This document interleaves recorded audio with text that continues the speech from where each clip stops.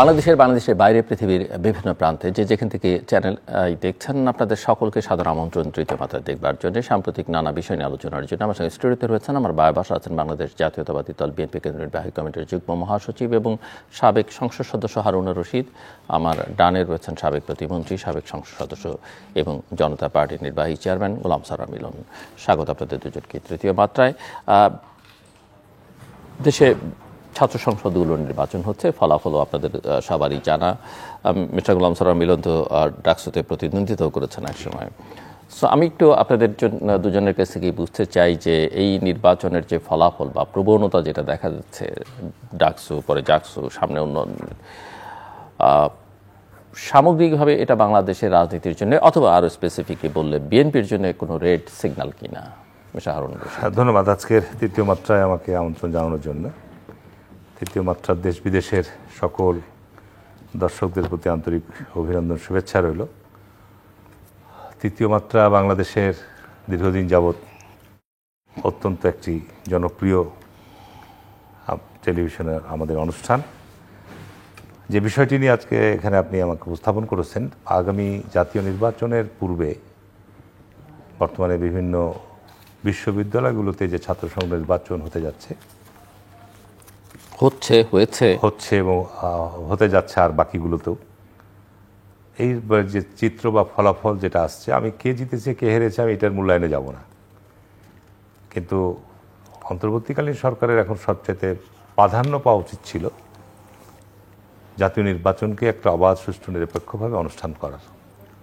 কিন্তু এই নির্বাচনের পূর্বে কিন্তু সেই জায়গায় তো আপনাদেরও দায় আছে, কারণ আপনারা তো সেই বিষয়টা জোর দিয়ে কোনো কিছু বলেননি এবং এই নির্বাচন তো আমি যতদূর জানি আপনারাও চেয়েছেন। আমার বিষয়ে চাওয়ার ক্ষেত্রে আমার জানার কথা নেই। নির্বাচন যেহেতু বিশ্ববিদ্যালয়ের অটোনমাস বডি, ভাইস চ্যান্সেলররা সকল স্টেকহোল্ডারদের সঙ্গে আলোচনা করে করেছে। সবচেয়ে বড় কথা হচ্ছে যে বাংলাদেশের ছাত্র রাজনীতির বিগত যে 2 দশক বলা চলে একরকম, যে ছাত্র রাজনীতির যে অস্তিত্ব, যে কর্তৃত্ববাদী শাসনের সময় কোনো ছাত্র রাজনৈতিক দলের কোনো রাজনৈতিক চর্চাই ছিল না, কোনো কলেজ বিশ্ববিদ্যালয় কোথাও ছিল না। এখন সেইখানে আপনি একটা রাজনৈতিক কর্মকাণ্ডের যাত্রা ভালোভাবে সেখানে না শুরু করে আপনি নির্বাচনের দিকে সরাসরি অগ্রসর হলেন এবং নির্বাচনের মধ্য দিয়ে যে ফলাফলগুলো আসছে দেখা যাচ্ছে যে সেইখানে আমাদের, আমি সরাসরি বলবো যে এটা উগ্রবাদী গোষ্ঠী উত্থান ঘটছে এবং সরাসরি তারা তাদের দলীয় পরিচয় নির্বাচন না করলেও তারা ঐক্যবদ্ধ ছাত্র পরিষদ বা ঐক্য পরিষদ বিভিন্ন নাম দিয়ে তারা নির্বাচন করলেও দেখা যাচ্ছে তাদের প্রতিনিধিরাই সেখানে নির্বাচন হয়ে বেরিয়ে আসছে। এবং ঢাকা বিশ্ববিদ্যালয়ের মতো বা জাকসুর মতো যে নির্বাচনের অনুষ্ঠান নিয়ে যে অভিযোগগুলো এসছে, যারা ওখানে প্রতিদ্বন্দ্বিতা করেছে বিভিন্ন প্যানেলে, স্বতন্ত্র প্যানেল, বিভিন্ন দলের প্রার্থীরা যারা নির্বাচনে অংশগ্রহণ করেছে এবং নির্বাচনে আমি গণমাধ্যম এবং সামাজিক যোগাযোগ মাধ্যমে যে সমস্ত তথ্যগুলো পেয়েছি, এটা খুবই অনাকাঙ্ক্ষিত এবং দুঃখজনক। আমি নিজেও আপনার ছাত্র রাজনীতির সাথে সম্পৃক্ত ছিলাম এবং আমি নিজে নির্বাচন করেছি ছাত্র সংসদের এবং বহু আমাদের উত্তরাঞ্চলে বিশেষ করে বহু কলেজ বিশ্ববিদ্যালয়ে নির্বাচন পরিচালনা দায়িত্ব পালন করেছি। এরশাদের অধীনেই নির্বাচনগুলো, এরশাদের সময় বেশি নির্বাচনগুলো অনুষ্ঠিত হয়েছে। এরশাদের কোনো ছাত্র সংগঠন ছিল না, যে কারণে তাদের সেখানে ইন্টারেস্টও ছিল না এবং সেইখানে আপনার কলেজ বা বিশ্ববিদ্যালয় কর্তৃপক্ষেরও কোনো স্বার্থ জড়িত ছিল না।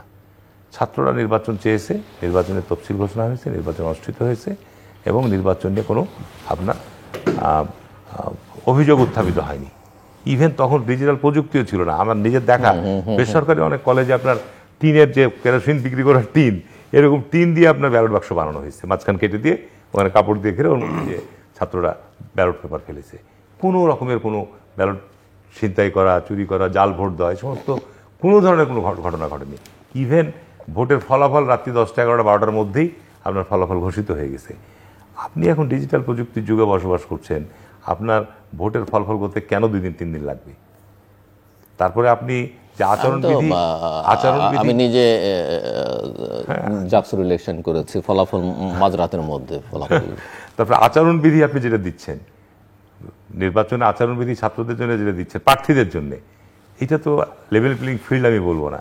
যেটা সামাজিক যোগাযোগ মাধ্যমে প্রার্থীরাই অভিযোগ করছে যে কোনো প্রার্থীর জন্য অবারিত সুযোগ, আর কোনো কোনো প্রার্থীর ক্ষেত্রে বিভিন্ন রকম সীমাবদ্ধতা।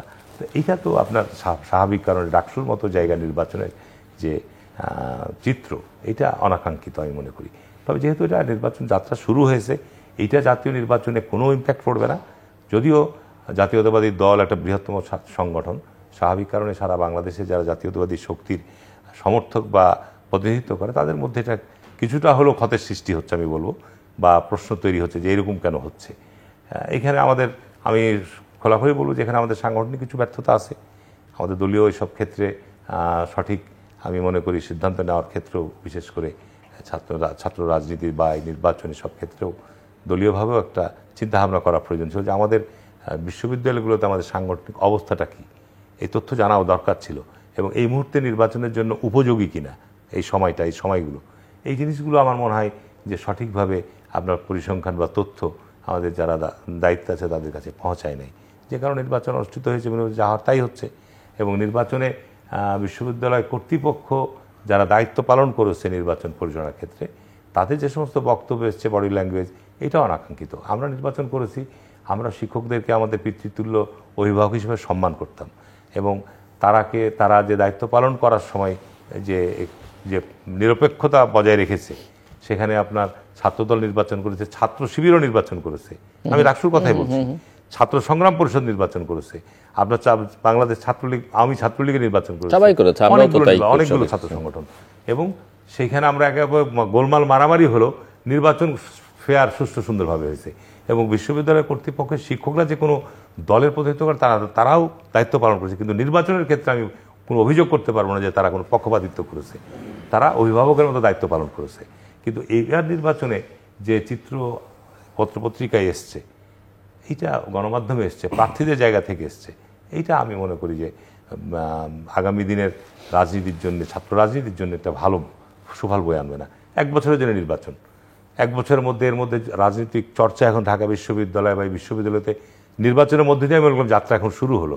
আপনি নিশ্চয়ই লক্ষ্য করেছেন ঢাকা বিশ্ববিদ্যালয়ে যখন জাতীয়তাবাদী ছাত্রদল আপনি তফসিল ঘোষণা হয়ে গেছে, মুখ সমেত ডাকসু নির্বাচন অনুষ্ঠিত হবে, তারা যখন আপনার ছাত্রদলের প্যানেল ঘোষণা করলো, না ছাত্রদলের কমিটি ডিক্লেয়ার করলো হলগুলোতে, যেহেতু বিগত 15 বছর কোনো হলে কোনো কমিটি ছিল না, তারা যখন কমিটি ডিক্লেয়ার করলো, এখানে আপনার সাধারণ ছাত্রদের ব্যানারে যারা আজকে নির্বাচন করছে, তারাই ছাত্রদের ব্যানারে গিয়ে মব তৈরি করে বললো যে না, এখানে প্রকাশ্য রাজনীতি করতে দেওয়া যাবে না। তো আপনি নির্বাচন করবেন, আর ছাত্র সংসদের হলের সংসদ নির্বাচন হবে, আর সেখানে আপনার প্রকাশ্য রাজনৈতিক তৎপরতা থাকবে না বা সংগঠন থাকবে না, এটা তো আমি মনে করি যে প্রকাশ্যে থাকবে না, গোপনে থাকবে। এটা কেমন ধরনের আপনার সিদ্ধান্ত বিশ্ববিদ্যালয় কর্তৃপক্ষ, কেমন ধরনের আপনি তো নিজেও মানে ছাত্র রাজনীতি থেকে বেরিয়ে এসছেন, আপনি নিজেও নির্বাচন করেছেন, আমাদের অনেক সিনিয়র। তা আমি মনে করি যে আপনার এই পরিস্থিতিতে মানে ছাত্র সংসদ নির্বাচনগুলো করাটা তত্ত্বাবধায়ক সরকারের জায়গা থেকে, অন্তর্বর্তীকালীন সরকারের জায়গা থেকে তাদের তো নিশ্চয়ই সিগন্যাল আছে। আজকে বিশ্ববিদ্যালয় শিক্ষকরা দায়িত্ব পালন করতে হবে, তাদেরকে যদি কেউ অভিযোগ করছে যে আপনি শিবির করেন, ওনারা বুক ফুলিয়ে বলছেন আমি কোনো দল করি না। আমি আপনার দায়িত্ব নিয়ে বলছি যে শিক্ষকরা মিথ্যা কথা বলছে, একেবারে মিথ্যা কথা বলছে। কারণ আজকে এই 5ই আগস্টের পরে বিশ্ববিদ্যালয়ের সমস্ত vice chancellor, pro vice chancellor পরিবর্তন হয়েছে। আগে যারা ছিল তারা সব ছিল আপনার একটা পক্ষের, সেগুলো সব পরিবর্তন হয়ে পরবর্তীতে যাদেরকে এখন দায়িত্ব দেওয়া হয়েছে তাদেরকে তো NSI, DGFI সব প্রত্যয়নপত্র দিয়েছে যে হ্যাঁ এরা আপনার ওই ফ্যাসিস্টদের লোক নয়, হয় এরা আওয়ামী লীগ না বিএনপি, না হয় জামাত, এই সমর্থিত লোক। সুতরাং এখানে শিক্ষকদের জায়গা থেকে, শিক্ষকরা তো আপনার কেউ যতই বলুক না কেন আমি দল করি না, মানুষ বাংলাদেশের দলের বাইরে কেউ আছে, কোনো না কোনো দলকে তো কেউ অন্তর থেকে সমর্থন করে। সুতরাং এটা তো ভোট দেওয়ার সময় তো আমি যে কোনো দলকে তো ভোট দিই।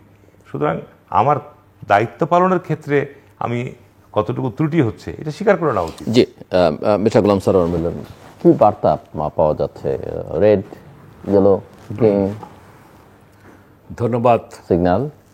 আমার প্রিয় কিংবদন্তি সঞ্চালক আপনাকে, আমার সহালোচক এবং অগণিত দর্শক শ্রোতাকে প্রীতি, শুভেচ্ছা, সালাম। আপনি যে প্রসঙ্গটা টেনেছেন, হারুন ভাই অত্যন্ত সুন্দরভাবে তার অবস্থান থেকে বলেছেন। আমার প্রথম কথা হচ্ছে যে আমি জাতীয়তাবাদী ছাত্রদলের প্রতিষ্ঠাতাদের মধ্যে একজন অন্যতম এবং প্রথম নির্বাচিত সভাপতি। আমার কিছুটা তো রক্তক্ষরণ থাকবেই, একটা আবেগে জায়গা থাকবে জাতীয়তাবাদী ছাত্রদলের এই অবস্থা থেকে। মূল্যায়নটা হচ্ছে এই যে শহীদ রাষ্ট্রপতি জিয়ার সময় যখন আমাদেরকে যে উনি আমরা ভাষা নিয়ে ছাত্র রাজনীতি করতাম, আমাদের একটা মূল্যবোধ ছিল, আমরা রেগুলার ছাত্র ছিলাম, আমরা আদু ভাই ছিলাম না, যাই হোক আমি নির্বাচন করেছিলাম ডাকসুর ভিপিতে। উনি কিন্তু ডেকে আমাকে বলেছিলেন নির্বাচন সুষ্ঠু হতে হবে, আমি যেন কোনো রকম উল্টাপাল্টা কিছু শুনতে চাই না। মান্না ভাইয়ের সাথে আমি ইলেকশন করেছি। মান্না ভাইয়ের সাথে আমার ডিফারেন্স অনেক ছিল, but I was the second. Obaidul Quader was the third. রেকর্ডে বলতেছি আপনাকে। এটা কি প্রথম নির্বাচন মান্না যেটা করলেন? হ্যাঁ, মান্না আক্তার। না, মান্না আক্তার তো দুবারের নির্বাচন করলেন ওনারা। আমি দ্বিতীয়বারের কথা বলতেছি। দ্বিতীয়বার। তা এখন কথা হলো কি যে আমাদের প্রথমবার যে করছিল শহীদ আর কি, সেটা তো প্রথম সংগঠন, আমি দ্বিতীয়বার ছাত্র দলের পক্ষ থেকে করেছি। তো যদিও ফেল করেছি, কিন্তু এটা বলবেন রাষ্ট্রীয় ক্ষমতার পরিবর্তন হয় নাই কিংবা জাতীয় রাজনীতিতে হয় না, বরঞ্চ আমরা ইমেজ বিল্ড আপ হয়েছে। ছাত্রদল ৭৩-এর ডাকসু নির্বাচনে যে অনিয়ম ছিল, অসঙ্গতি ছিল, সেটা এবার ছিল না। তাতে করে কি হয়েছে, পরবর্তীতে ছাত্রদল কিন্তু এই ইমেজটাকে কাজে লাগিয়ে তারা কিন্তু হয়েছে। আরেকটা কথা বলি, আপনি যে জাকসু ইউনিভার্সিটির আপনি ইলেকশন করেছেন, জাকসুর প্রথম সাধারণ সম্পাদক শাহ বোরহানুদ্দিন রোকন জাসদ থেকে হয়েছিলেন। উনি আমার কিন্তু আপন মামা। আমি সেই বংশের মারা গেছে, গুলি করে তাকে হত্যা করা হয়েছে। আমি এই উদাহরণগুলি টানছি কেন, এই কারণে দেখেন এইবারে যেটা হয়েছে এটা আমার মূল্যায়ন, আমার ব্যক্তিগত, আপনারা একমত হতে পারেন, দ্বিমত করতে পারেন। ছাত্রদল একটি বিশাল দলে পরিণত হয়েছিল। আমরা ছাত্রদল থেকে বেরিয়ে এসে আমি এরশাদের ক্যাবিনেটে গিয়েছি, কিন্তু ওই ছাত্রদলই কিন্তু এরশাদ বিরোধী আন্দোলনে ম্যাডামকে, বেগম খালেদা জিয়াকে ক্ষমতা এনেছে। এটা কিন্তু ইতিহাস। আজকে সেই ছাত্রদল এই অবস্থায় কেন? আমি বলবো যে উনি একটা কথা বলে গেছেন, ভিসি, শিক্ষক, জামাত ইসলাম এমন একটা রেজিমেন্টেড পার্টি, সে কোন জায়গায় ভিসি ঢোকাইতে হবে, কোন জায়গায় তার লোক প্রশাসনে ঢুকাইতে হবে, এই কাজটা করেছে। আর বিএনপি বড় দলের এই একটা আত্মম্বরিতা কারণে তারা চেইন অফ কমান্ডকে কন্ট্রোল করতে পারে নাই। তৃণমূল পর্যায়ে দখলবাজি, চাঁদাবাজি, এই জিনিসগুলি হয়েছে। যদিও তারা শাস্তিমূলক ব্যবস্থা গ্রহণ করেছে, কিন্তু এটা তো যথেষ্ট না। মানে আপনি কি বলতে চাইছেন যে বিএনপি ধরে নিয়েছে তারা ক্ষমতায় চলে যাচ্ছে? আমি বলছি তারা ক্ষমতায় যাওয়ার আগেই স্কুল কমিটিতে তারা, আর জামাত কি করছে, বিশ্ববিদ্যালয়ের ভিসিকে, প্রভিসিকে কিংবা শিক্ষককে নিয়োগ দিয়েছে। অনেক বেশি স্ট্র্যাটেজিক, আর স্ট্র্যাটেজিক, ভেরি স্ট্র্যাটেজিক। আর বিএনপি কি করেছে, তারা হাট বাজার, ওই যে স্কুল কমিটি, এইসব জায়গায় গিয়েছে। এবং এই ডাকসু নির্বাচনে হওয়ার পিছনে আমার যেটা কারণ হচ্ছে যে, এটা আমার মূল্যায়ন, তাদের ফিক্সড, আমি ধরে নিলাম 6 থেকে 8,000 ভোট জামাতের আছে, 15,000 ভোট ভিপি কীভাবে পেল? প্রথম কথা হলো ছেলেটার সম্পর্কে একটা ভালো একটা ইমেজ ছিল। 100% লোক তো পারফেক্ট না, আমি যে ভিপি হয়েছে তার কথা বলতেছি, সাদিক কাম। কিন্তু আরও অন্যান্যরা তখন চিন্তা করলো যে ছাত্রদলকে ঠেকাও। কেন প্রশ্নটা আসছে? ছাত্রদলকে ঠেকাও এই প্রশ্নটা আসছে এই কারণে তারা মনে করতেছে ওই ছাত্রলীগের মতো ছাত্রদলও যদি আসে তাহলে হলে আধিপত্য থাকবে, ইউনিভার্সিটিতে সেরকম। এটাকে কী বলে, একটা পারসেপশন তৈরি হয়েছে। মানে সাধারণ ছাত্ররা, ইভেন কি পতিত স্বৈরাচারের ছাত্র সংগঠনের ছাত্রলীগ সমর্থিত ভোটার যারা, আমার বিশ্লেষণ বলে, হিসাব যদি আমি ভুল না করতে থাকি, তারাও ভোট দিয়েছে জামাতকে কৌশলগত কারণে। এই কারণে যে তারা তো ভবিষ্যতে চিন্তা করতেছে যে যদি ছাত্রদল এখানে চলে আসে এবং ভবিষ্যতে তাদের একটা মেরুকরণ, শোনেন এখানে অনেক মেরুকরণ কাজ করতেছে, তো এই কারণে তাদেরকে জামাতকে দেয়। কারণ জামাত একটা রেজিমেন্টেড হইলেও তারা এই মুহূর্তে মনে করতেছে যে ছাত্রদল না আসুক, কারণ তারা তো, আপনি দেখেন ছাত্রলীগে কিন্তু জামাত প্রোভাইড হয়েছিল, এবং দেখবেন এখন জামাতের ভিতর কিন্তু ছাত্রলীগ প্রোভাইড হবে। আপনি কিন্তু একটু গভীরে যাওয়ার চিন্তা করেন। সুতরাং তারা মনে করছে যে এই জায়গাটা আমাদের নিরাপদ। সুতরাং ছাত্রলীগে আমরা দেখেছি জামাতের অবস্থান, তারা 5 তারিখে পরে জানলাম যে তারা ছাত্রলীগ করতো, আন্দোলনে আসে। অবশ্যই তাদের শিবিরের স্মার্ট ছাত্রলীগও তো। আপনি কি মনে করেন যে ছাত্রলীগের পক্ষে এত সহজ শিবির তাদেরকে, আপনি দেখেন, ভোট নিতে পারে? কিন্তু ছাত্রদল ভোট পেয়েছে ভিপিতে 5,000, সে পেয়েছে 15,000। এই ভোটগুলি কোথাকার? এগুলো তো ভোটার, তো রিয়েল ভোট, কিন্তু কোনো হয়নি, কারচুপি হয়নি। এটা সাধারণ ভোটও হয়তো গেছে। সাধারণ ভোট কি বললাম, কি কারণে গিয়েছে? তারা যখন দেখছে যে আজকে ক্ষমতায় যাওয়ার আগেই বিএনপির পারসেপশন তারা ক্ষমতায় চলে আসছে, সেটাই। সুতরাং এই ছাত্রদল যদি ক্ষমতায় আসে তাহলে তারা সাধারণ ছাত্রদেরকে তারা সেই ট্রিটমেন্টটা করবে। উনি একটা ভালো কথা বলছে যে আজকে সেই ভ্যালুসটা কিংবা ছাত্রদলের যে নেতৃত্বের যে কোয়ালিটিটা, সেইভাবে আন্দোলন সংগ্রামে যথেষ্ট তাদের ভূমিকা আছে। 15 বছরে বিএনপি খুন, গুণ, হত্যার শিকার কিংবা জেলে গিয়েছে, এগুলি তো অনস্বীকার্য, এটা তো অস্বীকার করার উপায় নেই। কিন্তু 24-এর গণঅভ্যুত্থানে কিন্তু এই শিবির বলেন, ছাত্রদল বলেন, কিংবা এই আমাদের বৈষম্যবিরোধী ছাত্র আন্দোলনের নেতারা, এরাই তো নেতৃত্ব দিয়ে কিন্তু অরাজনৈতিকভাবে এই নেতৃত্ব দিয়ে কিন্তু তারা এসেছে। আমি যেটা লাস্টলি বলতে চাচ্ছি যে এই ইলেকশন জাকসুতে যেটা হয়েছে এটাও আপনি দেখেছেন। রাকসুতে আমার ফোরকাস্টিং, আমার রাজনীতি যদি বিজ্ঞান ভুল না করে থাকি, রাকসুতে একই রেজাল্ট হবে সব ইউনিভার্সিটি এবং জাকসুতেও তাই হবে। তো সুতরাং এইটা হবে কি, এইটার একটা মনস্তাত্ত্বিক প্রভাব কিন্তু সাধারণ মানুষের কাছে পড়ছে। আমি নিয়মিত আমার এলাকায় যাই, তারা বলে কি জানেন, মিলন ভাই হাসিনা তো গেছে, এই আমরা তো বিএনপিকেও দেখছি, এরশাদ তো গেছে, এবার এটা সাধারণ লোকের কথা বলতেছে, এবার জামাতকে দিয়ে একটা পরীক্ষা করা যায় না? বিশ্বাস করেন এরকম একটা কথা, আমার এই কথাটা হয়তো জামাতের পক্ষে যাবে, কিন্তু আসলে কিন্তু জামাতের কিন্তু ভোট কিন্তু ফিক্সড। এখন তারা কি করতেছে দেখেন, 8 দলের এই যে যুগপৎ আন্দোলনের কথা, আমি 30 সেকেন্ড আরও বেশি সময় চাই। 8 দলের এই যে যুগপৎ আন্দোলন করে তারা যে অস্থিতিশীলতার যেটা তৈরি করতে চাচ্ছে, আমি বলতে চাই যে যেখানে স্বৈরাচার বিরোধী আন্দোলনে ঐক্যবদ্ধ ছিল, এখন কেন আমরা ঐক্যবদ্ধ না? এখন কেন আজকে এই বিভাজন পিআর পদ্ধতি নিয়ে, কিংবা আমরা ওই প্রসঙ্গে আরও পরে কথা বলবো, তাহলে এই যে নিয়ে যে অবস্থাটা করছে, এই যে বিভিন্ন বিশ্ববিদ্যালয়ের রেজাল্টগুলিকে দিয়ে একটা অবয়ব তৈরি করা, মনস্তাত্ত্বিক সাইকিতে এই জিনিসটা তৈরি করা যে তারাই এখন factor in students, in social movement, সব কিছুতে, যেটা তাদের আগামী নির্বাচনে তারা সমস্ত দলকে এক করে সেটা ক্যাশ করতে চায়।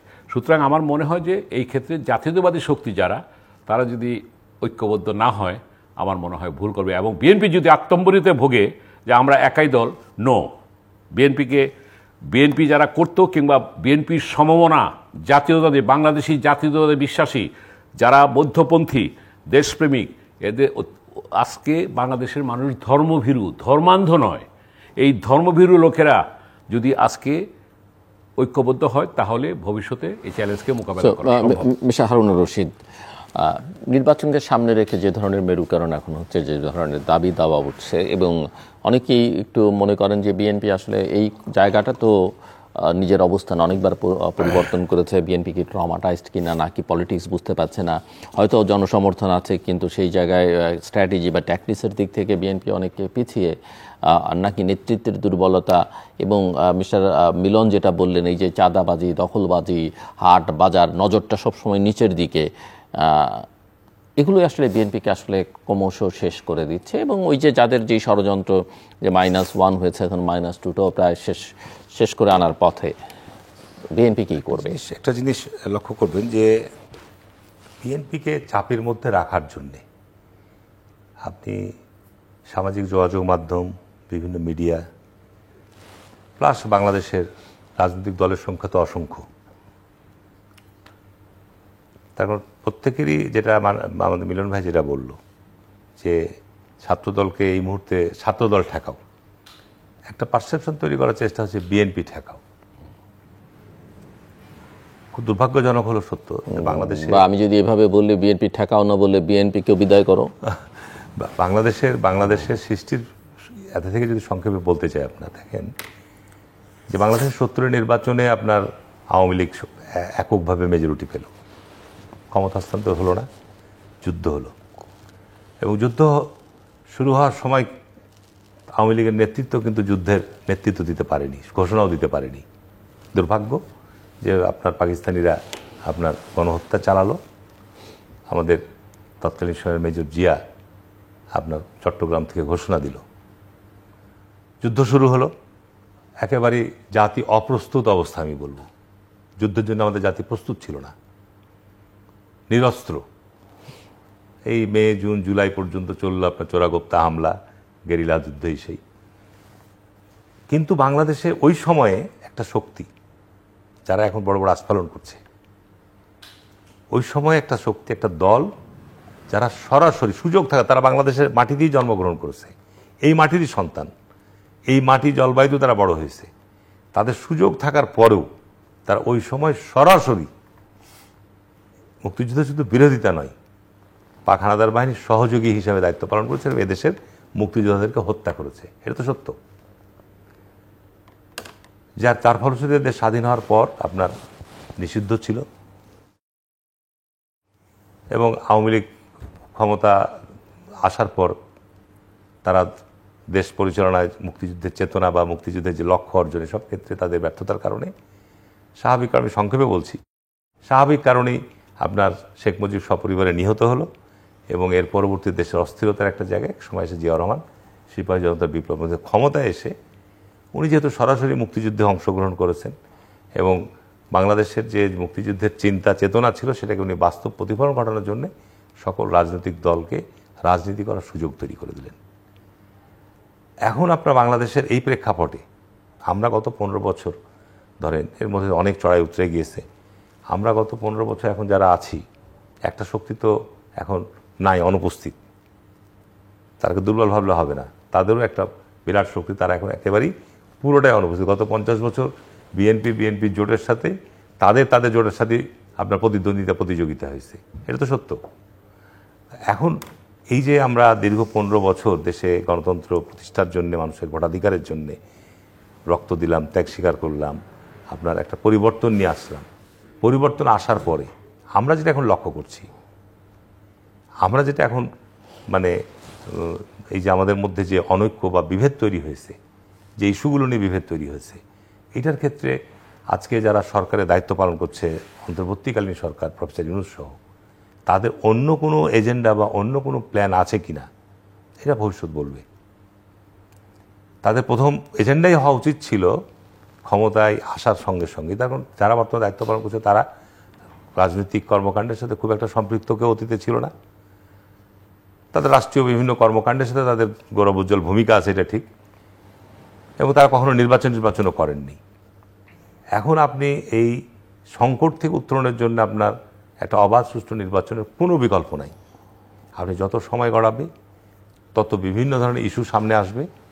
এখন এই আপনার নির্বাচনকে অনুষ্ঠিত করার পূর্বেই আপনার নির্বাচনকে বিলম্বিত করা বা নির্বাচনকে আপনার এই গণতন্ত্রের যাত্রাটাকে প্রলম্বিত করা, দীর্ঘায়িত করার ক্ষেত্রে আপনার অনেক ধরনের ইস্যু কাজ করছে। তার মধ্যে আমি একটা বলবো যে আপনার এই যে সংস্কার কমিশন গঠন করে পাবলিকের পারসেপশনটা কি, আপনি এত সময় নিচ্ছেন, দীর্ঘ আলোচনা হচ্ছে, মানুষ কিন্তু এটাতে বিরক্ত হচ্ছে যে তোমার এখানে এতগুলো সংস্কার কমিশন হয়েছে, একটার পর একটা সিরিজ বৈঠক হচ্ছে, যেটুকু সমঝোতা হচ্ছে, যে আলোচনাগুলো হচ্ছে, সেগুলো আলোকে পদক্ষেপ গ্রহণ করা হোক।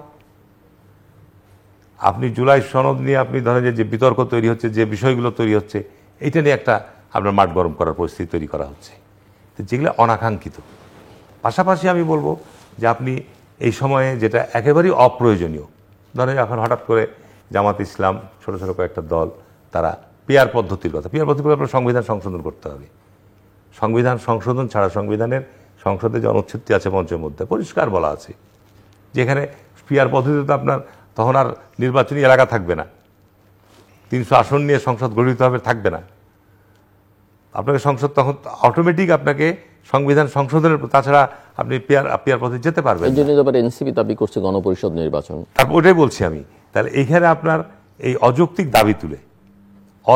দাবি তুলে এই পিআর পদ্ধতি নিয়ে আপনার দেশের মানুষ প্রাণহানি ঘটেনি, রক্ত দেয়নি, পিআর পদ্ধতির জন্য মানুষ গণ আন্দোলন করেনি। এই জিনিসগুলো আপনাকে এর মধ্যে নিয়ে আসতে হবে। তারপরে আপনার এই এনসিপি সরকারের আশীর্বাদ পুষ্ট আরেকটা রাজনৈতিক শক্তি দাঁড়িয়েছে ছাত্রদেরকে নিয়ে, তাদের কোনো অভিভাবক নাই, অভিভাবকহীন আমি বলবো। হয় ডক্টর প্রফেসর ইউনূসকে তাদের দায়িত্ব নিয়ে নেওয়া উচিত সরাসরি, যে আমি এনসিপির চিফ, এনসিপিকে তারা এই গঠন করে তারা এখন বলছে যে এইসব শর্ত গণপরিষদ না করলে এইটা হবে না, ওইটা হবে না। এই সমস্ত মধ্যে হচ্ছে কি, দেশে একটা পরিস্থিতি, ঘোলাটে পরিস্থিতি তৈরি করা হচ্ছে, যেটা দেশের জন্য অমঙ্গলজনক। আপনি রাজনৈতিকভাবে সমস্ত রাজনৈতিক দলগুলো বর্তমান যারা আমরা আছি বসছি, আলোচনা হচ্ছে, আলোচনার টেবিলে একটা যেসব বিষয়গুলো নিয়ে ঐক্যমত হচ্ছে, আপনি সেই জায়গাটাতে আপনি একটা মৌলিক কাঠামো যদি পরিবর্তন আনতে চান, সেই ক্ষেত্রে তো বিভিন্ন রাজনৈতিক দল বিভিন্ন তাদের এজেন্ডা আছে। কেউ বলবে আমি শরিয়া আইন চাই, কেউ বলবে আমি কোরআনের আইন চাই, কেউ বলবে আপনার সমাজতন্ত্র চাই। আপনি ওইসব জায়গাতে একমত হতে পারবেন না, ওই জায়গাতে আপনি যেতে পারবেন না। তো এই জন্য আপনার হচ্ছে কি যে বর্তমানে আমার কাছে যেটা উদ্বেগের বিষয়, আমি এই জন্য উদ্বিগ্ন এই কারণে বলবো যে আপনি নির্বাচনের যে মৌলিক জায়গাটা, সেই জায়গা বাদ দিয়ে আপনি এতগুলো উইন্ডো ওপেন করেছেন, এটা সত্যিকার অর্থেই এটা ভাববার বিষয়। আপনি নির্বাচনের এর পূর্বে আলোচনায় নিয়ে আসলেন যে এই মুহূর্তে সত্যিকার অর্থেই যে যেখানে বাংলাদেশের গত 15 বছরের ছাত্র রাজনীতির অবস্থানটা কী ছিল সেটা বিবেচনায় না নিয়ে আপনি চিন্তা করলেন যে জাতীয় নির্বাচনে যদি বিএনপি ক্ষমতায় আসে তখন ক্ষমতার সময় ছাত্র রাজনীতির অবস্থা আবার ওই পূর্বের রিজিউম ফিরে আসবে কিনা, এটা অনুমান করা তো ঠিক না। এত রক্তপাতের পর একটা পরিবর্তনের পরে রাজনৈতিকভাবে আমরা একসাথে বসছি, আলোচনা হচ্ছে, এই বিশ্বাসটুকু যদি আমাদের মধ্যে না থাকে, এখন বলছে যে না আইনি কাঠামো দিতে হবে, এইটার জন্যে আপনার গণভোট দিয়ে বা একটা ভোট দিলে আইনি কাঠামো দিতে হবে, এটা তো আপনার আমি বলবো যে একটা রাজনৈতিক দল। কিন্তু এগুলো তো ধরেন সরকার, কিন্তু বিএনপির তো অভ্যন্তরীণ, আপনি অবশ্য শুরুতে কিছু উল্লেখ করেছেন, এই যে যেমন মিস্টার মিলন চাঁদাবাজি দখলবাজির কথা বললেন, আবার আমি বলবো যে পলিটিক্সটাই বুঝতে না পারার যে সীমাবদ্ধতা, এখন আপনি বলছেন যে ওরা নির্বাচন দিল, কিন্তু নির্বাচনে তো আপনারাও অংশ নিয়েছেন এবং আপনারা খুব আপত্তিও করেন। যোগাযোগ মাধ্যমের বর্তমান যে সিচুয়েশন অবস্থান, শেখ হাসিনার সময় আমরা আপনার ডিজিটাল অ্যাক্টের বিরোধিতা করেছি, এখন সামাজিক যোগাযোগ মাধ্যমে ফেক নিউজ, অপপ্রচার, চরিত্র হননের যে প্রতিযোগিতা চলছে, এর বিরুদ্ধে আপনার কোনো আইনি ব্যবস্থা নেওয়া হচ্ছে, অসত্য তথ্য, অসত্য সংবাদ পরিবেশন করা হচ্ছে, এবং এটার মধ্যে কিন্তু হচ্ছে জনগণের মধ্যে বিভ্রান্তি ছড়াচ্ছে। আপনি বলছেন যে চাঁদাবাজি বা এটা যে হচ্ছে না তা না, কিন্তু এখানে সম্পূর্ণ সমস্ত কিছু টার্গেট করাই হচ্ছে বিএনপি। আমি আপনাকে দায়িত্ব নিয়ে বলছি, আমার চাঁপাইনবাবগঞ্জ জেলায় কোনো চাঁদাবাজি নাই, এ পর্যন্ত কোনো পত্রিকা গণমাধ্যমে দেখাতে পারবেন না যে চাঁপাইনবাবগঞ্জে একজন কোনো বিএনপির কর্মী আপনার বহিষ্কার হয়েছে বা তাকে সমাজ করা হয়েছে বা এ ধরনের অভিযোগ এসেছে, একজনও নেই। সামান্য এত বড় এইটা বাংলাদেশে আপনার যে সংস্কৃতি ছিল, এই জিনিসগুলোকে আপনার ছোটোখাটো কোথায় ঘটনা ঘটছে, এখন সে হয়তো বিএনপির সময়, এখন রেল স্টেশন থেকে রাত্রেবেলা বাড়ি যেতে গিয়ে পকেটে ছিনতাই হয়ে গেল, এখন দেখা গেল যে ওই কর্মীটা যুবদলের সমর্থক ছিনতাই করেছে, এই বিএনপি ছিনতাই করছে, দায়িত্ব আসছে বিএনপির ঘাড়ে। কিন্তু এটা তো এই চাঁদাবাজি বা ছিনতাই এই জিনিসগুলো তো আজকে নতুন না, এটা দায়িত্ব হচ্ছে আইন প্রক্রিয়া সংস্থার এভাবে প্রপার স্টেপ নেওয়া, সেখানে তারা তো ফেল করছে, তারা তো দায়িত্ব পালন করতে পারছে না। মিস্টার গোলাম সরওয়ার মিলন, আমি ওনার শেষ পয়েন্ট থেকে শুরু করি যে আইন শৃঙ্খলা পরিস্থিতি কিংবা আইন প্রয়োগকারী সংস্থার কথা। দেখেন, আপনি নিজেও আপনার সঞ্চালনার মাধ্যমে হোক, বিভিন্ন মন্তব্যে হোক, আপনি নির্বাচনের অতি সত্য নির্বাচনের কোনো বিকল্প নেই। আপনার এখানে আমিও যতবার এসেছি 5ই অগাস্টের পর, আমি প্রথম থেকে রেকর্ডে আছে যে ডিসেম্বর থেকে ফেব্রুয়ারির মধ্যে নির্বাচনটা হয়ে যাওয়া উচিত। এখন ফেব্রুয়ারির মধ্যে নির্বাচনটা আজকে আমরা চাই, কিন্তু চাবো যে আমরা কি আর 2.5 মাস আছে, তাহলে ডিসেম্বরে প্রথমার্ধেই আপনার তফসিল ঘোষণা করতে হবে। 2.5 মাসে আপনাকে এই আইনশৃঙ্খলা পরিস্থিতিকে কন্ট্রোল করতে হবে, আইনশৃঙ্খলা বাহিনীকে শক্তিশালী করতে হবে। যে মব কালচারের কারণে আজকে যে অনাস্থা তৈরি হয়েছে সমাজে, কিংবা এই মব কালচারের কারণে পুলিশের ভিতর যে ভীতি তৈরি হয়েছে, আজকে সেই জিনিসটা আমাদের কিন্তু আমলে নিতে হবে। এই যে ঐক্যমত কমিশনে বৈঠক হচ্ছে, সেখানে বৈঠকে 84টা সংস্কার প্রস্তাব নাকি একমত হয়েছে, তাহলে সেই 84টা প্রস্তাব যদি সংসদ ছাড়াই হয় তাহলে এটাকে বাস্তবায়নের, তারা বলছে একমত হয়েছে, তাহলে এটাকে বাস্তবায়নের নিশ্চয়ই আশা করছি সেটা অতি সত্ত্বর দেখতে পাবো। কিন্তু তার সাথে সাথে আইন শৃঙ্খলায় পুলিশ বাহিনী কিন্তু আমাদের বন্ধু, পুলিশ জনগণের বন্ধু। পুলিশের বিরুদ্ধে অভিযোগ আছে, তাদের স্বৈরাচারী আমল আমরা দেখেছি যে যারা নাকি করতো, সমালোচনা করতো, তাদের বিরুদ্ধে মামলা, তারপর যারা নাকি নিরপরাধ তাদের উপর হামলা, এগুলি তো আমরা দেখেছি। কিন্তু এইটা আসার পর এই পরিবর্তিত অবস্থায় সেই জিনিসটাকে আমরা আনতে পেরেছি। আজকে এই যারা 30টা 32টা দল যাচ্ছে, আমাদের তো সেখানে যাওয়ার সুযোগ হয় নাই। আমার কথা হলো যে সেখানে তারা কি বলছে, বিশেষজ্ঞরা বলতেছে জুলাই সনদ হইতে পারে সাংবিধানিক আদেশের ভিত্তিতে। আপনার বিএনপি বলতেছে সুপ্রিম কোর্টের সংবিধানের 106 অনুচ্ছেদের ভিত্তিতে এটা মতামত নেওয়া যেতে পারে। জামাত বলতেছে সনদের ভিত্তিতে নির্বাচন চায়। এনসিপি বলতেছে আপনি যেটা বললেন গণপরিষদ কিংবা সংবিধান সংস্কারের নির্বাচন চায়। তো এই জিনিসটাই যদি ঠিক না হয়, এই 2.5 মাস আছে আর বাকি, তাহলে জনগণের কাছে বার্তাটা কি যাচ্ছে? প্রথম কথা হলো আইন শৃঙ্খলা, দ্বিতীয় হচ্ছে এই যে পিআরের নাম করে, প্রথম কথা হলো আমি আপনাকে বলি পিআর নেপালে আছে। আমি অন্যান্য সুইজারল্যান্ড অন্য দেশের কথা বাদ দিলাম, আমাদের পাশের দেশে নেপালে আছে। নেপালের আমরা কিছুদিন আগে দেখলাম স্বজনপ্রীতি কিংবা দুর্নীতি ইত্যাদির কারণে সেখানকার যে গণবিস্ফোরণ হয়েছে সেটা আমরা দেখেছি। কিন্তু পিআরটা বাংলাদেশের মানুষ তো বুঝে না। হঠাৎ করে পিআর পদ্ধতি এটা মানুষের কাছে যে যখন আমরা বলি এটা কি, এখন পিআর পদ্ধতিটা যেমন করতে হলে এখানে কি আলোচনা হয়েছে? আমার মনে হয় যারা পিআরের পক্ষে বলেন তারা কি বলেছেন যে মিনিমাম এত % ভোট হলে সে এটা করা যেতে পারে, তাও সেটা গ্রহণযোগ্য হতে পারে। এখন 1% ভোট পাইলাম, সাপোজ আমি ধরেন একটা নতুন দলের, আমি 1% ভোট পাই, একটা পাইলাম, তো এই স্ল্যাবটা তো ঠিক করা উচিত।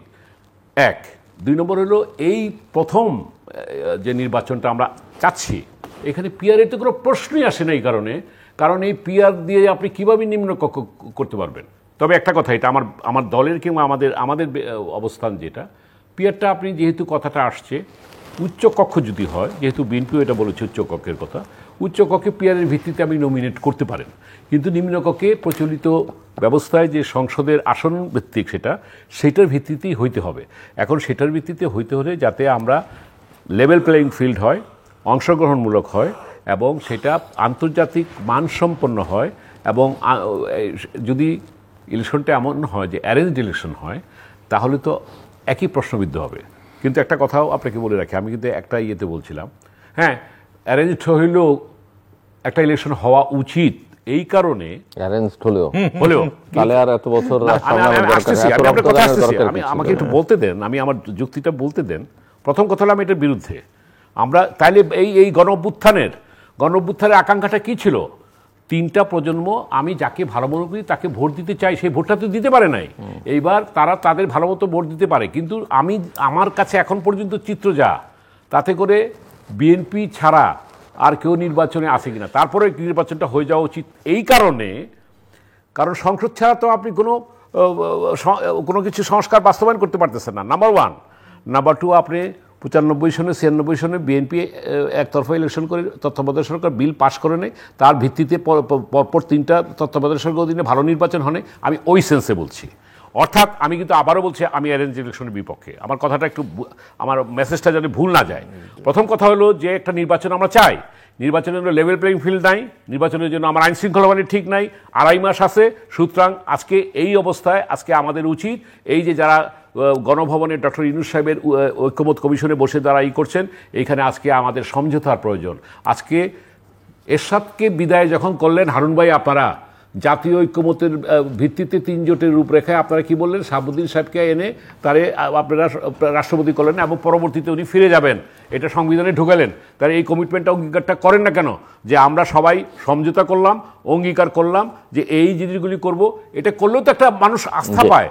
আপনারা সেটা করছেন না। আজকে এইটা প্রশ্ন বিএনপির কাছে, এই প্রশ্ন জামাতের কাছে, এই প্রশ্ন আজকে যারা যাচ্ছেন আপনারা সেই ডক্টর ইউনূস ঐক্যমত কমিশনের কাছে, এইটাকে কেন এটা বিলম্ব হচ্ছে সেটাই হলো আজকে হারুন রশিদ। জি, মিলন ভাই যে লাস্টে যেটা বললেন সেখান থেকে আমি শুরু করছি যে বিএনপি বলছে না, এটা আপনাকে কে বললো? কি ঐক্যমত কমিশন বা আপনার যে সমঝোতার যে জায়গাগুলো হচ্ছে, বিএনপি তো বলছেই যেগুলো হচ্ছে না, যেগুলো আপনার সংসদ লাগবে সেগুলো সংসদ থেকে করবে, সেই তো বললাম। আর যেগুলো সংসদ ছাড়াই করা সম্ভব সেগুলো এখনই করতে বলছে। তো সুতরাং এখানে এই ক্ষেত্রে কিন্তু আপনার বিশ্বাস অবিশ্বাসের জায়গাটা কোথায় হচ্ছে? যে আজকে যেটা বললেন, আগে যে আলোচনা এসছে যে বিএনপি ঠেকাও, বিএনপিকে আপনার চাপের মধ্যে রাখার জন্য, বিএনপিকে আপনার বিভিন্নভাবে আপনার কিছু কিছু বিষয় আমি বলবো যে বাধ্য করার জন্যে এই ধরনের একটা পরিস্থিতি তৈরি করা হচ্ছে যে এখানে বিএনপি যদি না করে, তো এইটা যদি রাজনীতিক আপনার টেবিলে বসে আলোচনা করার পরে যদি এই এমন মানসিকতা, তাহলে বসাই উচিত না আমাদের। তো এখন যেহেতু আমরা সমঝোতার জায়গাটা কিভাবে আসা যায় সেই আমরা আলোচনা, সমঝোতা তো হচ্ছেই। আপনি বলেন 84টা যেসব জায়গাগুলো নিয়ে নোট অফ ডিসেন্ট দেওয়া আছে সেগুলো কথা আমি বাদ দেন, কিন্তু যেগুলো আমার আলোচনায় সিদ্ধান্ত হয়েছে এটা তো আপনাকে আস্থা রাখতে হবে। এখন তো দেখতেছি না। না, এই আস্থাটা তো বিএনপি ডিক্লেয়ার দিয়েছে যে জায়গাগুলোর জন্য আমাদের সংবিধান সংশোধন হবেই। যে সংবিধান বর্তমানে আছে এই সংবিধানের, যেমন আপনার এখানে তত্ত্বাবধায়ক সরকার, অন্তর্বর্তীকালীন সরকার, তত্ত্বাবধায়ক সরকার ব্যবস্থা ফিরে আসবে।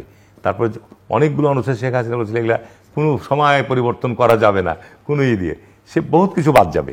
সংবিধানটাকে আবার একটা বর্তমান সময়ের চাহিদা উপযোগী তৈরি করা হবে। করি যে আপনি এটার উত্তর দিবেন যে এরা নিরপেক্ষ নির্বাচন এবং সেই নিরপেক্ষ নির্বাচন করার জন্য যে লেভেল ফিল্ড করার সক্ষমতা এই সরকারের আছে কিনা, এই ব্যাপারে আপনি কি মনে করেন?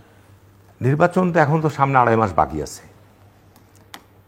তো সেই ক্ষেত্রে আইন প্রয়োগকারী সংস্থা তখন সেনাবাহিনী আপনার প্রায় 80-90 হাজার 1 লাখ থাকবে মাঠে ম্যাজিস্ট্রেসি পাওয়ার নিয়ে, এবং এটা সবচেয়ে বড় চ্যালেঞ্জ। আপনি যেটা বলেন সক্ষমতা আছে নাই, নির্বাচন না হবে যদি আমি বলতে পারবো না। বাংলাদেশে অতীতে যতগুলো জাতীয় নির্বাচন হয়েছে, সরকারের যদি কোনো এজেন্ডা না থাকে, সরকারের যদি কোনো অন্য ABC প্ল্যান না থাকে, নির্বাচন ফেয়ার হবে। নির্বাচন মাঠ পর্যায়ে কারা করবে?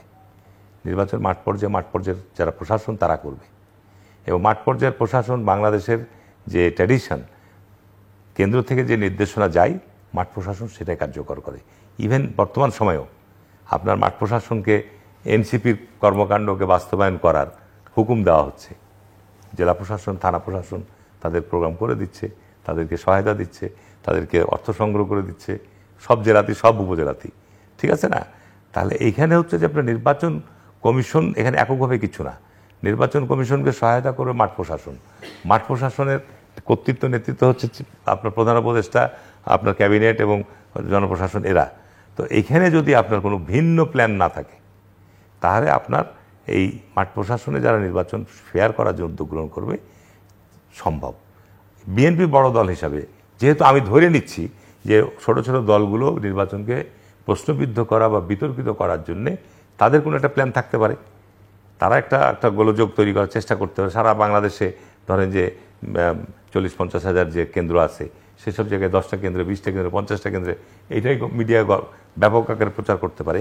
সেই ক্ষেত্রে বিএনপি বড় দল হিসাবে আমি নিজে এই তৃতীয় মাত্রার মাধ্যমে জানাচ্ছি, আমি যতগুলো এই পর্যন্ত গত 2 মাস থেকে সভা সমাবেশ করছি বিভিন্ন জায়গায়, আমার নির্বাচন এলাকা সহ অন্য জায়গায়, এবং সেখানে বিএনপি কিন্তু এখানে সবচেয়ে বড় ভূমিকা রাখতে হবে। অর্থাৎ নির্বাচন কেন্দ্রগুলোতে যে কারণগুলো আমরা জানি, আমি তো 30 বছর ধরে জাতীয় সংসদ নির্বাচন করছি, যে কারণগুলোতে নির্বাচন বিতর্কিত হয়, প্রশ্নবিদ্ধ হয় বা কারচুপি হয়, এইসব বা ভোটাররা ভোট কেন্দ্রে যাওয়ার ক্ষেত্রে যে প্রতিবন্ধকতা, বাধার সৃষ্টি করে, কিছু কিছু এলাকা আছে যেগুলোতে একক যে কর্তৃত্ব বা প্রভাব থাকে, অন্যরা ওখানে যেতে বাধা প্রদান করে, এই জায়গাগুলো বিএনপিকে ফ্রি অ্যান্ড ফেয়ার পরিবেশ, এটা তো আইন প্রয়োগকারী সংস্থা শুধু একা করতে পারবে না, আমরা যারা স্টেক হোল্ডার আছি এটা আমাদেরকে দায়িত্ব নিতে হবে। জামাত ইসলাম বলেন, বিএনপি, এনসিপি বলেন, যারা নির্বাচনে অংশগ্রহণ, সবারই কিন্তু নির্বাচন সুন্দর এবং সুষ্ঠু করার জন্য রাজনৈতিক দল সঙ্গে সবচেয়ে বড় দায়িত্ব।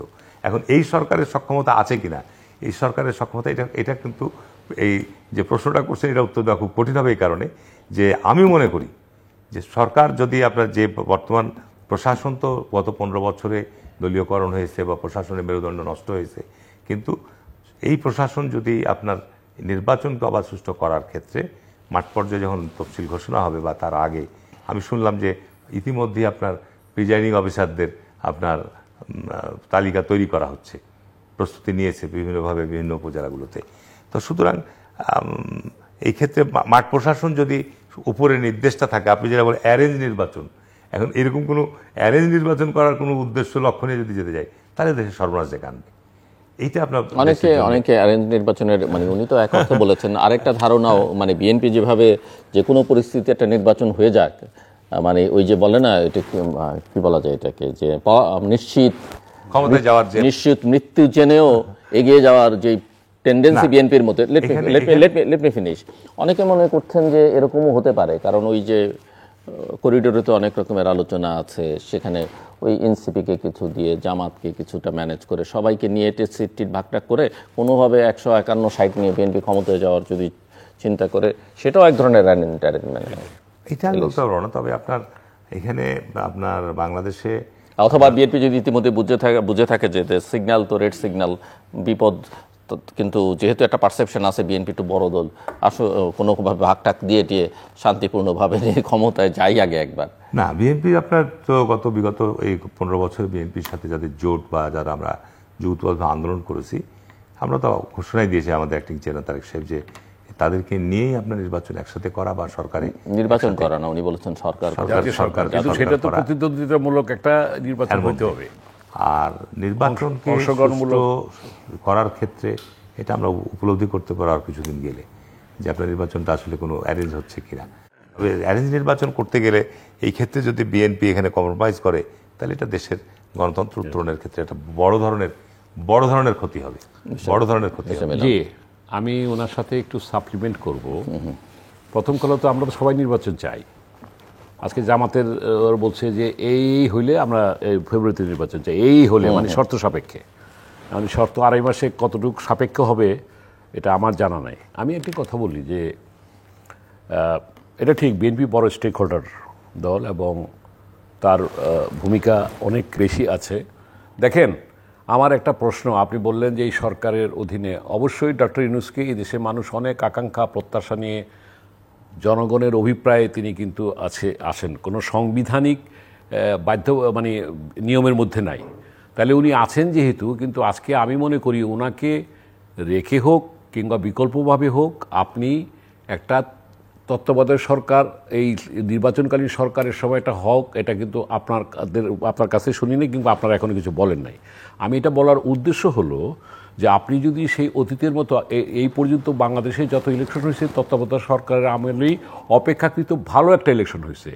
এখন যেহেতু একটা প্রশ্ন আসছে, আমরা এই পর্যায়ে যদি অক্টোবরের 21 তারিখে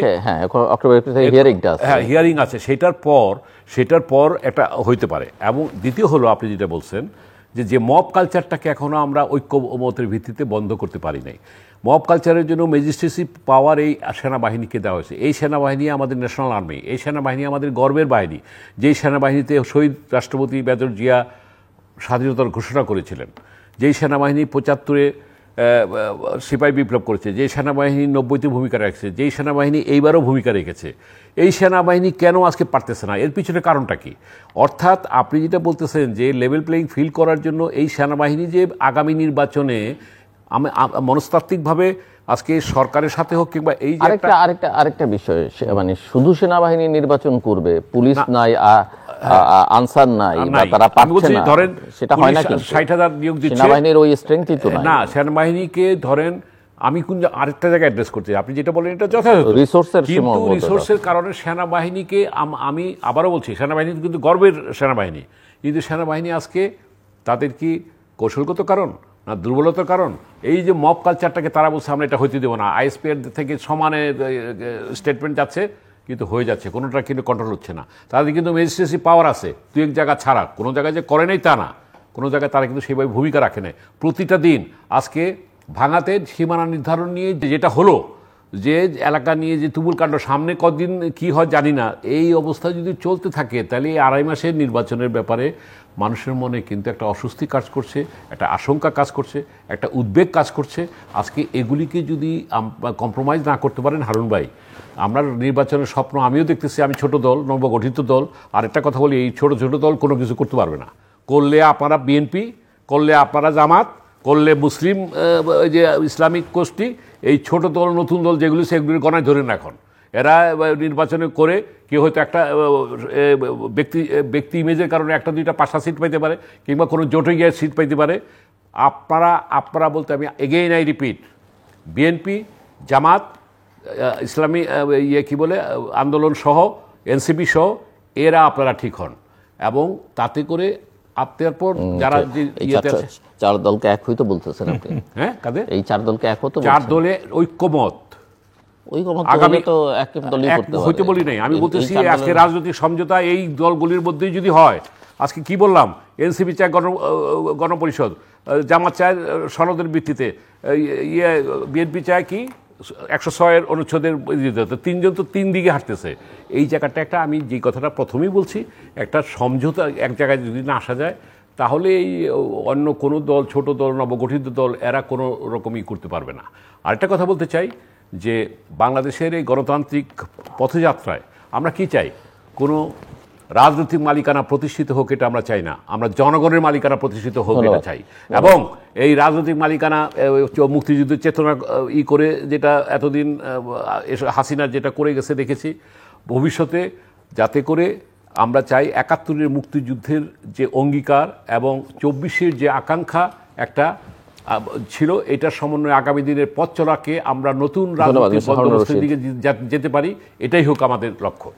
ঠিক আছে, আমি আপনার যে বিষয়টা নির্বাচন আসন্ন, নির্বাচনের যে কালো মেঘ আকাশে নাই কথা আমি বলবো না, নির্বাচন নিয়ে যে শঙ্কা নাই কথা আমি বলবো না, অবশ্যই শঙ্কা আছে। তবে আমরা যদি গণতন্ত্র উত্তরণের পথে যে সমঝোতার কথা বললেন, সমঝোতা না হওয়ার মতো তো আমি কোনো ইস্যু দেখছি না। সমঝোতা একটা বাইরে আলোচনা আছে, কথা আছে, কিন্তু আমরা অ্যাক্টিভিটিতে এখনও বসছি। এখন এই বিষয় নিয়ে যে মতভেদ বা মত পার্থক্য বা মতবিরোধ তৈরি হচ্ছে কি, যেটাকে আইনি কাঠামো আমি কীভাবে দিব, এটাকে কিভাবে আমরা, এই যে বিশ্বাস অবিশ্বাসের জায়গাটা, আমাদের 50 বছরের আমাদের দেশের এই গণতান্ত্রিক যাত্রাপথে আমাদের যে অবিশ্বাসের কারণেই তো আজকে এই পরিস্থিতি। আমরা বসতে পারিনি, বৃহত্তম রাজনৈতিক দলগুলো আমরা আমাদের দেশের গণতন্ত্রের স্বার্থে বা দেশের জাতীয় স্বার্থে আমরা একসাথে বসতে পারিনি। বসতেছে তো, কিন্তু ঐক্যমতের এখন বসি। সেটার জন্য আমার বক্তব্যটা হচ্ছে যে আমরা যদি এটাকে ভণ্ডুল করে দিই, আমরা যদি এটাকে আমাদের একটা মানে কি বলবো, অন্তর্বর্তীকালীন সরকারের সময় আপনারা যে কিছু কিছু রাজনৈতিক দল পিআরের দাবি নিয়ে কর্মসূচি নিয়ে মাঠে আপনি আন্দোলন নামবে, এই যে 8 দল, তাহলে কোন দিকে যাবে? যারা যেটাই হোক, যা ছোট দল হোক আর বড় দল হোক আর যাই হোক না কেন, কালকে যদি বিএনপি বলে আমরা এই দাবি নিয়ে মাঠে নামবো, তাহলে তো আপনার আমাদের এই যে গণতন্ত্রের উত্তরণের যে সম্ভাবনা সেটা ধ্বংস হবে এবং এটা একটা দীর্ঘ সূত্রিতার মধ্যে পড়ে যাবে জাতি, এবং এতে জাতির যে আকাঙ্ক্ষা, যে স্বপ্ন ধূলিসাৎ হবে। 24-এর যে আকাঙ্ক্ষা বা আমাদের 24-এর যে স্বপ্ন, এটা 100% ধূলিসাৎ হবে। আমাদের এখন যে কারণেই একটা, যেটা আপনি বলেন যে সমঝোতা বা আপনার আলোচনার মধ্যে দিয়ে নিষ্পত্তি, এটার ব্যাপারে তো আমি দ্বিমত করব না। গণতন্ত্রের সংজ্ঞাই হচ্ছে আপনাকে আলোচনায় থাকতে হবে, আলোচনার মধ্য দিয়ে আপনাকে সমাধানের পথ অগ্রসর হতে হবে। আলোচনা ছাড়া তো কোনো জিনিসের সমাধানের পথ আপনি পাবেন না। আপনি যদি নিজের অহমিকা যেটা বলছেন, আমি বিএনপির মধ্যে কোনো অহমিকা দেখি না। বিএনপি যে পর্যন্ত ছাড় দিয়েছে বা যে পর্যন্ত এখনও কথা বলছে, আপনি বললেন যে 106, বিএনপি একটা কথা বলছে যে এইখানে সাংবিধানিক যে বিষয়গুলো রয়েছে সেগুলো সংসদ ছাড়া সম্ভব নয়, কিন্তু যে বিষয়গুলো একমত হয়েছে সেগুলো বিএনপি বলছে এগুলো সংসদে গিয়েই যত দ্রুত সম্ভব সংবিধান সংশোধন করে সেই জায়গাগুলো যেগুলিতে এক হয়েছে সেগুলির ব্যাপারে তো একটা অঙ্গীকারনামা করতে তো অসুবিধা নেই। সেটা হচ্ছে না কেন? সেটা অঙ্গীকারনামার ক্ষেত্রে এই দলগুলো বলছে তারা বিশ্বাস অবিশ্বাসের জায়গা, বলছে যে যদি বিএনপি ক্ষমতায় যে না করে, অতীতে আমাদের যে অভিজ্ঞতা, এই কথার অতীতের এই আস্থাটা দেওয়া উচিত। আমি একটু করি আপনার অনুমতি সাপেক্ষে, সেটাই জায়গাটা আমি শেষ করতে চাই এইভাবে যে আজকে এনসিপিকে অভিভাবকহীন বলেন যাই বলেন, এরা তো এই প্রজন্ম তো রক্ত দিয়েছে, যদিও তাদের সম্পর্কে অনেক প্রশ্নবিদ্ধ তারা হয়েছে বিভিন্ন কারণে, আমি ওই দিকে নাই গেলাম। আজকে এই তরুণদের আকাঙ্ক্ষাকে ধারণ করে দেখিয়ে বিএনপি অনেক সমঝোতা করছে, আমি বলছি ছাড় দিচ্ছে। আমি বিএনপির একজন শুভাকাঙ্ক্ষী হিসাবে আপনার মাধ্যমে অনুরোধ করব যে এই আমরা একটা নির্বাচন চাই এবং সেই নির্বাচন সেটা ঠিক আছে। আপনি দেখেন, আমি এটা জাস্ট আলোচনা যেহেতু হচ্ছে, আপনি অন্তর্বর্তীকালীন সরকার গঠন করার সময় আপনি ছাত্রদের প্রতিনিধি রাখতেন, তাই না? আমি মনে করি যে প্রফেসর ইউনূসের এটা একটা বড়, জানি না তার এটার মধ্যে অন্য কোনো প্ল্যান, অন্য কোনো ডিজাইন ছিল কিনা। তো ছাত্র প্রতিনিধি আপনি কিভাবে আপনি সিলেক্ট করলেন, যারাকে ছাত্র প্রতিনিধি হিসেবে সিলেক্ট করলেন, কি মেজারমেন্টে তাদেরকে সিলেক্ট করলেন? এখানে কিন্তু 24 জুলাই আগস্টের যে আন্দোলন অভ্যুত্থান, এখানে কোনো আপনি বলবেন যে অমুক দল অমুক নেতার নেতৃত্বে অমুক এজেন্ডার ভিত্তিতে আমরা এই মুভমেন্ট হয়েছে, কথা কেউ দাবি করতে পারবে না, কোনো ছাত্র সংগঠন দাবি করতে পারবে না। তাহলে আপনি এখানে বিশেষভাবে কয়েকজন ছাত্র প্রতিনিধিকে আপনি গ্রহণ করলেন, তারা কি ডাকসুর প্রতিনিধি না রাকসুর প্রতিনিধি না ছাত্র আন্দোলনের প্রতিনিধি? ওখানে তো অনেক বৈষম্য বিষয়ে আন্দোলন যেটা ছিল, বিরাট বড় কমিটি ছিল, বিরাট বড় তাদের ভূমিকা ছিল। তো যাই হোক, এটা অনেক আলোচনার বিষয়, এটা ইতিহাস, ভবিষ্যতে আলোচনায় আসবে এই বিষয়গুলো। ইতিহাস তো ইতিহাসের জায়গায় থাকবেই। আমি মনে করি এটা একটা ভুল পদক্ষেপ ছিল ছাত্রদেরকে। যেমন আজকে নেপালের ঘটনায় ধরেন যে এত বড় ঘটনার পর আজকে গণমাধ্যমে নিউজ এসছে, তাদের যে সমস্ত লুটপাট হয়েছে তারা যে এগুলো সব ফেরত দিয়ে আসছে, রাইস কুকার সহ, বাড়ির খাদ্যদ্রব্য সহ। সরকারটাকে দেখেন, সে একদম প্রথম দিনই নির্বাচনের তারিখ দিয়ে তারপরে আপনার ধরেন যে তারা আন্দোলনকারীরা ঘর থেকে মাঠে ফিরে গেছে, তারা কিন্তু সরকারে যেতে চাই। এই যে একটা এত বড় ঘটনা বাংলাদেশের ইতিহাসে অতীতে যে কোনো পরিবর্তনে বাকে কোথায় ছাত্ররা গিয়ে ক্ষমতা ছিল? আমি সেটাই মুক্তিযুদ্ধের পর হয়েছে, এখানেও তো পরে হয়েছে, পৃথিবীর কোথাও আমি এটাই বলছি তো যে এখানেও চাইনি। এখানে প্রফেসর ইউনূস এদেরকে মাস্টার মাইন্ড বানিয়ে এদেরকে আপনার দায়িত্ব দিয়েছে, এবং তারা গত 1 বছরের মধ্যে গণমাধ্যমে যে সমস্ত তথ্য এসছে, যে কর্মকাণ্ডগুলো এসছে, এগুলো তো আপনার সামনে ভবিষ্যতে আপনার ইতিহাসের অংশ থেকে বাদ যাবে না। তো সুতরাং এগুলো কিন্তু আমাদের জন্য আমি বলবো যে ভালো লক্ষণ নয়।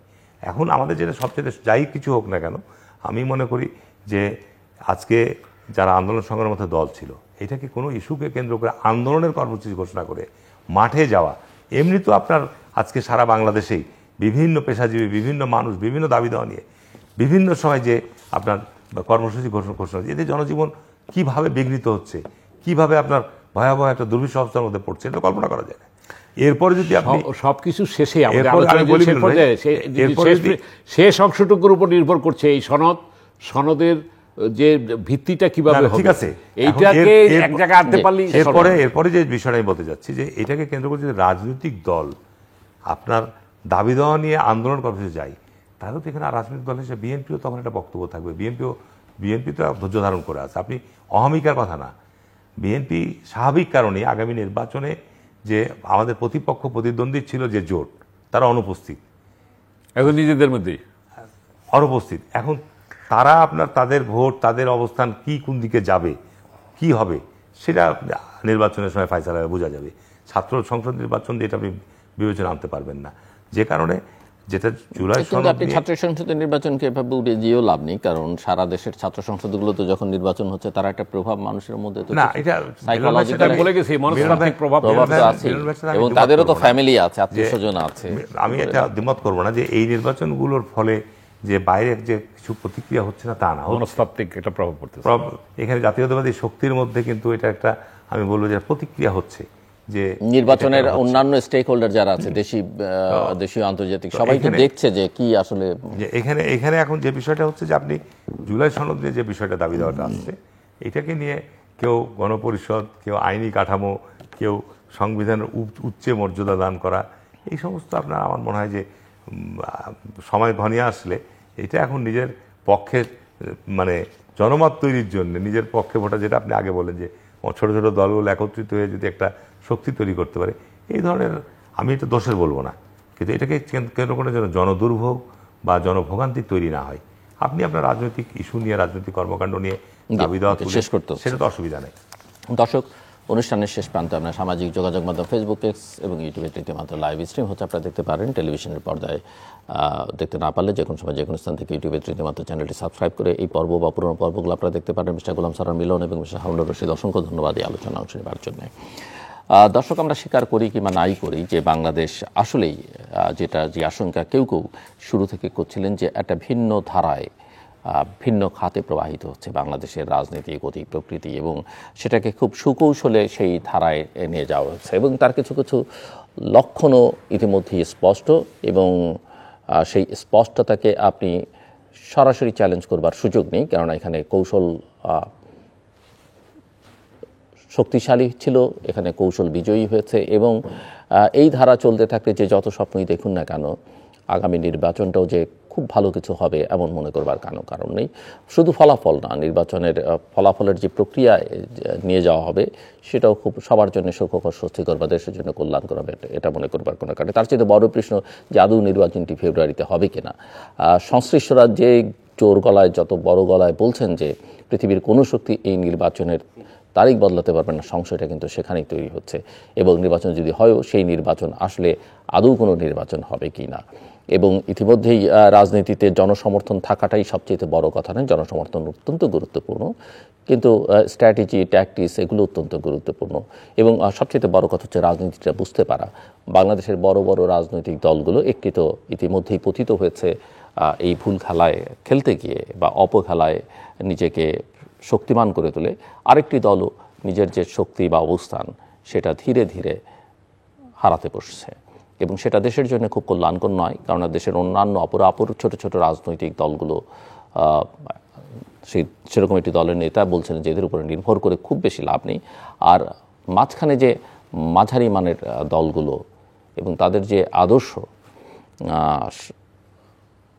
সেই আদর্শ যদি শুধুমাত্র ইসলাম হয় কারো কোনো সমস্যা নেই, কারণ আদর্শ হিসাবে ইসলামকে অনেকেই অনুসরণীয় অনুকরণীয় মনে করেন। কিন্তু এই ট্র্যাডিশনাল ইসলাম আর পলিটিক্যাল ইসলামের মধ্যে একটা বড় পার্থক্য রয়েছে। ইসলামকে ধর্মকে রাজনৈতিক স্বার্থে ব্যবহার করার যে প্রবণতা, সেটা কারোর জন্য খুব একটা কল্যাণকর নয়, এবং এর উদাহরণ পৃথিবীতে বহু নজির আছে। দর্শক, আমাদের সঙ্গে থাকবার জন্য অসংখ্য ধন্যবাদ। আপনার সবার জন্য শুভকামনা।